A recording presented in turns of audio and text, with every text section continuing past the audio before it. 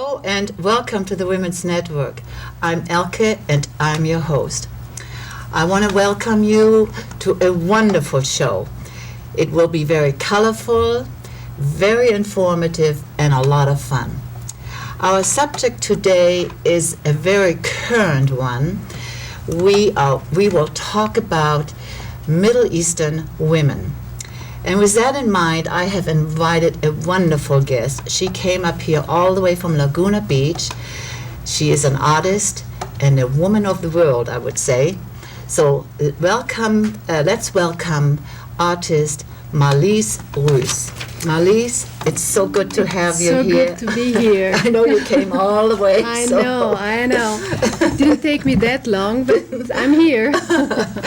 Okay, why don't you introduce yourself to the audience just very briefly, because we will go into everything during the show. Sure. Well, my name is Marlyse Ruess. I was born from Swiss parents in Lebanon, ways away.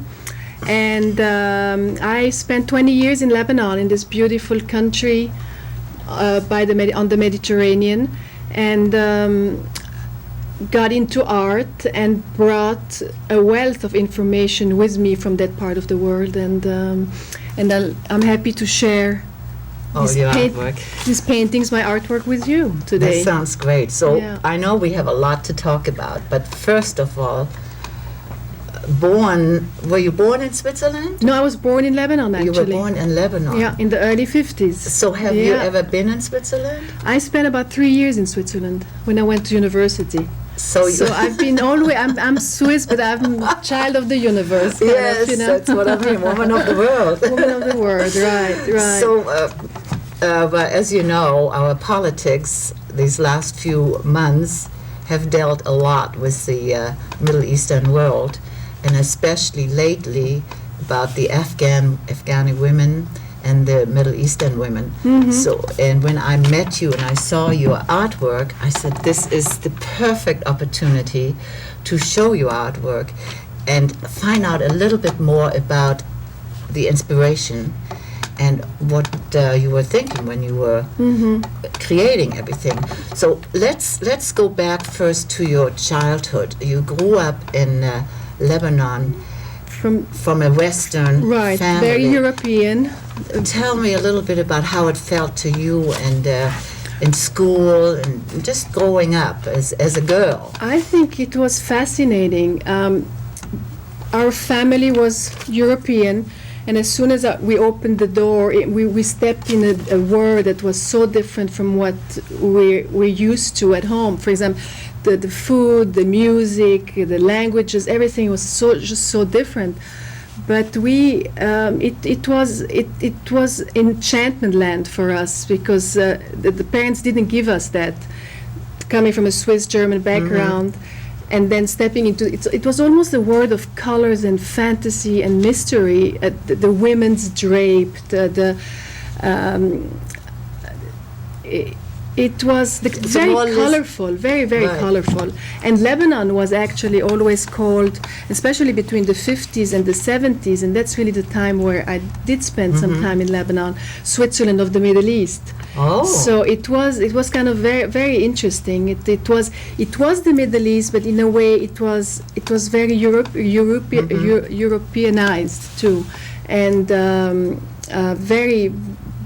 very eclectic, many different religion sects, about 17 of them, and just very fascinating. Now, did you lived a Western lifestyle? You stepped out of your door and you saw the Middle Eastern lifestyle. When you went to school, did you go to a Western school? The first 7 years we had our Swiss community. There was about 4 or 5 families. They were all working for this Swiss-German company. And after that, obviously, we stepped right into school and went to school with mainstream school. And we were with those kids, and obviously they were always a little, we would stand out because we were blonde, and they were curious about our background, like we were kind of curious with their background. So it was kind of a very as kids, it was very. It went both ways actually. They used to love to come and hang out, with my parents, and we loved hanging out with those Lebanese families, which were always very hospitable and big families, lots of kids. I mean, kind of the Mediterranean open, lifestyle, right. Open, fun, fun-loving, very hospitable. And great food, and that's what I remember. Sounds great. Great food. The only area I've been was in Tunisia, and I remember a lot of life, a lot of energy, a lot of that. So when you grew up, did you study art, or did you have any? When you were a little girl, did you paint, or did you like to draw? Or I did. I went to school in a school run by Italian nuns. So we had Italian, we had drawing classes, we had. I started doodling and learning in school, but just as a teenager, Lebanon is so surrounded by ancient beauty and ancient, all the ruins and those ancient civilization and the ancient cities.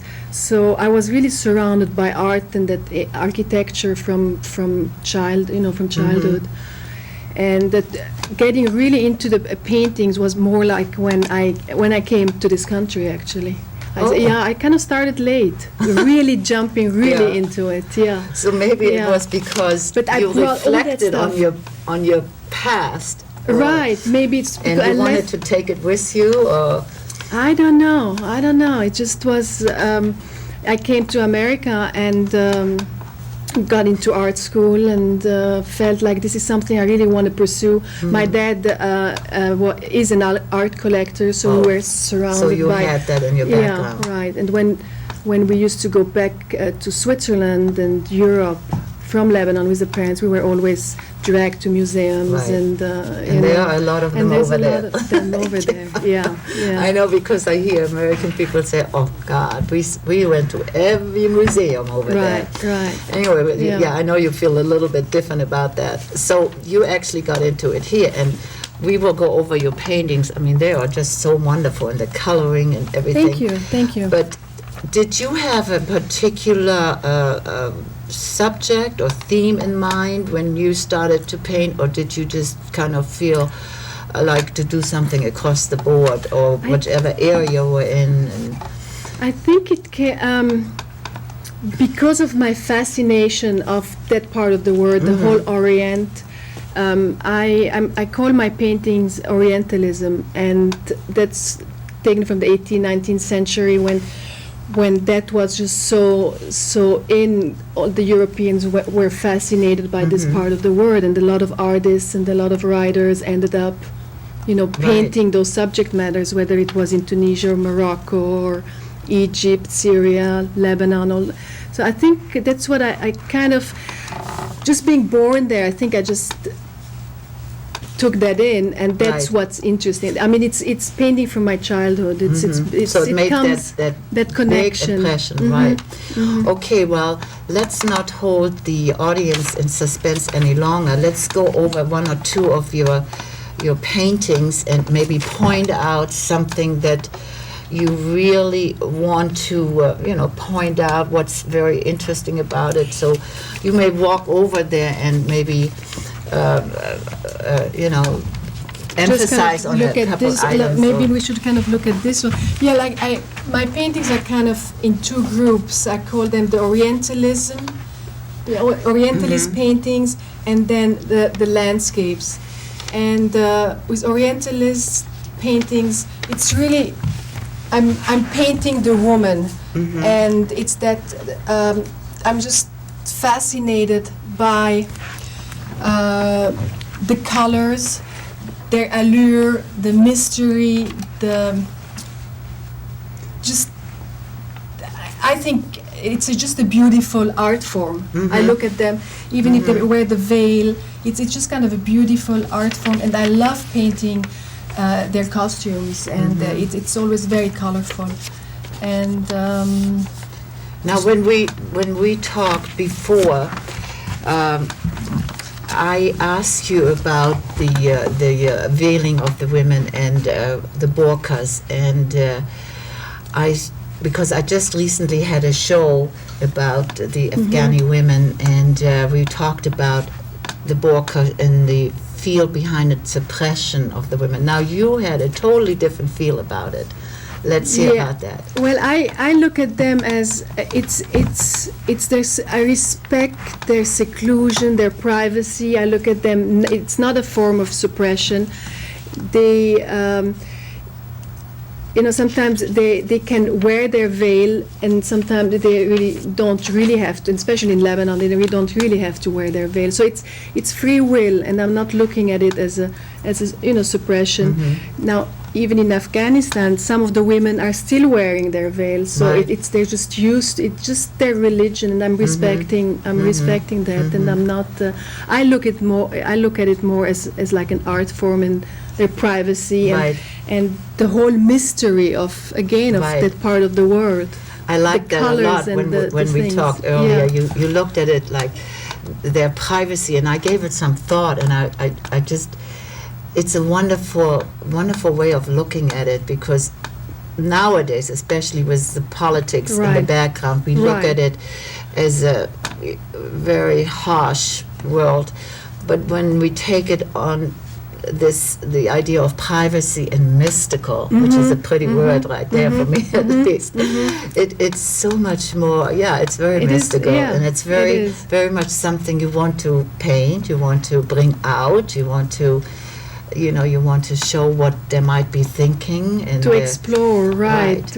You really get into those feelings. I must say, even when I see the Middle Eastern men walk around in their robes and in their, here you see maybe at a political conference, you see the Saudi men in their robes and their it has some allure. And you see one of our presidents in their suits. It's just like. It's so harsh, you know. So, that's wonderful. So, this is what you're bringing out. Now, on the other hand, let's see, what do we have here? Now, this is a woman with child. Now, she's not wearing, the veil, but I just loved the color and it's kind of, it's ancient. It has a feel of ancient. All my paintings are very earthy, and that's another thing that it's very earthy. They it comes across very solid, and it's you look at her and you're thinking, what is she thinking? There's a lot of feeling in that. Right. And you bring out, not only in her, you bring out the world, all your surroundings and the colorings, the earth tones over there, most likely. And then what is so incredible, those beautiful gowns. The gowns again, very colorful, very colorful. I look at this picture and I almost feel her, with her child and her movements and, that sort of thing. Now, being here in our Western world, your paintings are Middle Eastern, Arab women, and naturally some others which we'll talk about in a moment. But do you sell your paintings? Do you paint for your own pleasures and keep them in your own gallery, or do you want to come across to a certain person? I think the response has been very favorable, especially right now. It's very up to date, and I've had some galleries interested, and it would be more like a broader spectrum of people. I've had some Moroccan doctors, some Egyptian doctors buy my paintings, so it's like that, maybe a little bit from that part of the world, but still. But women, a lot of women are interested in my paintings too, because of that mystic, that kind of that mystical side of them. Exactly. Now let's go into the other world of your paintings. Tell me a little bit about. That still looks like it has the Eastern, like the Grecian with the columns over there. Right. That's another. When I do landscapes or seascapes, I try to capture still that Mediterranean, and with the boat here too, the Oh, yeah. boat, and there's a little church in the back. Maybe the camera can, yeah. Yeah, and that was taken on a trip in Turkey, for example. So I do go. A lot of my photographs my paintings are photographs that I've taken on my travels, and this is the guy going home, and I felt that's so earthy, and Yeah. again it has that very simple, earthy. It appeals to a lot of people. It is. It's wonderful. I've seen a lot of, when I was over in the Middle East, I've seen a lot of this kind type of of a scenery. Right? yeah. First of all, you don't ever envision a lot of green, as naturally there is a lot. But, I know. As on a whole, we don't. So, And I love to put monuments or buildings or Roman columns into my paintings, because that just reflect again. That's my passion and fascination for this part of the world. So your basically. favorite subject painting is all across the board, or do you have something? Do you go like this year? You feel that way? I think it depends a little bit on the mood, on the day, what I feel like painting. It just kind of depends a little bit. Some days I really feel like just having, doing a landscape, and it's looser, it's more fun. This takes a little more going inside, painting the women. I think it doesn't come as easy as the landscapes. Yeah. Yeah. Well, I think it's good to have a variety of feelings, because otherwise you could probably get very stale just painting. Right. And you run dry like a writer, getting writer's block, that type of thing. Now, And then I didn't bring any flowers, but I do flowers too. So that's another fun when I do still lives. And then I get into, I use props from the Middle East, like those kind of things. And again with drapes, and so it always has a little flavor of the Orient. I should have asked you to wear One of those, outfits. like a costume. I love this picture down here. If the camera can zoom in on the one, yeah. That is really mystical. First of all, because we see the woman walking from the back, and we see a lot of that over there. That it's not only that we don't see their faces, but it's a whole mystery in that painting, and the way you brought that out. Can you tell us a little bit more about it? This painting is a very powerful painting. I think I painted that in November when things were really going on, really. Happening in Afghanistan, and this is called the walk in pain. Actually, these women are walking through ruins, and they're just walking. It's and again, what I really liked is the colors. Again, they're still wearing those beautiful draped with those beautiful cloth, Right. and walking in pain, basically. When I saw your paintings at your gallery, your home, you call it La Sultana. Where did that come from? I mean, it fits very well, but what brought that on? Again, it evokes mystery and fantasy, and it's actually comes from Turkey. Yeah, La Sultana, and it's that woman. It's a powerful woman in a way, and that again evokes fantasy and mystery. Well, and the seclusion too, a little bit. It's that privacy of the studio. I like. It's my. It's close to the words, and then afterwards I go out. There we go. It's mystical with you it's too. It's mystical, right? Now, do you miss the Middle Eastern world at times? Have you been back, or do you think you might want to go back and? I'm definitely going to go back. Yeah, No, I mean I love doing those study painting trips, and from Turkey all the way to Syria, Jordan. I want to do a trip down there. Israel, go and Palmyra, go see those sites again and photograph. But because that's really what inspires me. Yeah. And Morocco, I would love to do another trip down there. Yeah, I was in Morocco, and that is just everything is so colorful, and I think that's why it's so exciting, because it's so. Not that we don't have colorful items here, but it's a different world, and I think that's what makes us you know, wake up and see a different light, and it's such a Right. different lifestyle, and Right. I think you capture it so well.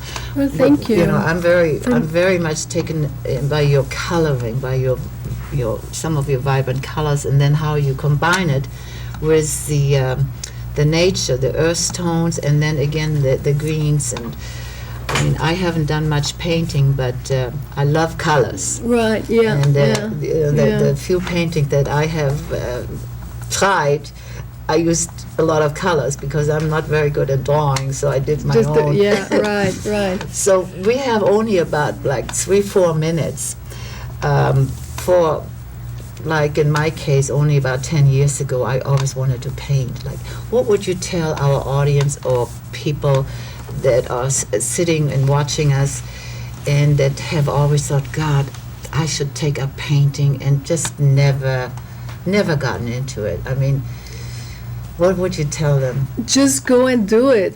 I mean, it's a skill that you can acquire. I think you can acquire.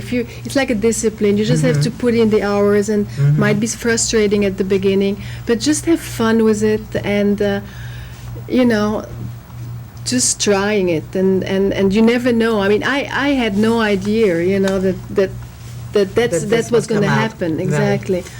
So Yeah. do you have some showings planned, or do you have I've just or you're put together. still working on I'm working on a couple of galleries, and I'd like to get some of my work to Geneva, to Europe, because I feel like Geneva would be a very good international kind of a center where Do they maybe have like some a of big these. art market there?